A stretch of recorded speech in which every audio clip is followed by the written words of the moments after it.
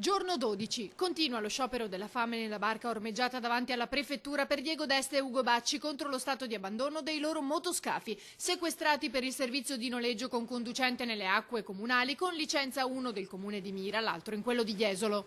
Sono qui da 12 giorni in sciopero della fame, che dormo qui, che siamo al freddo, e c'è stata la pioggia, c'è stato un po' di tutto, per avere un incontro con il comune di Venezia, con il sindaco metropolitano, con il prefetto di Venezia, con la regione, un tavolo. Sono stato 3 mesi in prefettura a chiedere un incontro, avrò inviato centinaia di mail e centinaia di telefonate, non ho mai avuto una risposta.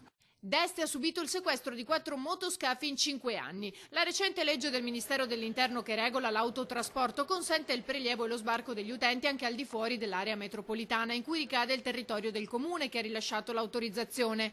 I 2 motoscafisti per questa legge sono in regola, ma per il comune di Venezia no, dice Deste. Una società che aveva 25 dipendenti che di colpo a fine 2014 è stata pensata di farla chiudere, hanno pensato di farla chiudere.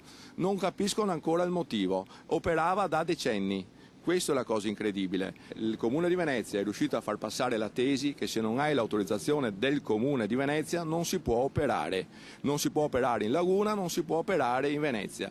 Addirittura sono riusciti a far passare la tesi che anche se il servizio è stato prenotato da giorni con tanto di prenotazione, con tanto di mail, con tanto di fattura, se tu un cliente lo imbarchi all'interno della ZTL del Comune di Venezia, per loro è nuova acquisizione di servizio e come tale ha comportato la confisca del bene. Come dipendente nel 4 dicembre 2014, dopo il sequestro, io sono stato e sono tuttora disoccupato senza nessun introito e purtroppo devo essere mantenuto dal mio figlio. E questo a scapito del fatto che non ho potuto pagare i contributi per questi anni, non ho avuto nessuno che mi sia venuto incontro e purtroppo ho ancora il problema di trovare lavoro. A dare sostegno ai 2 motoscafisti la consigliera comunale Tosi e il CMP a difesa del cittadino.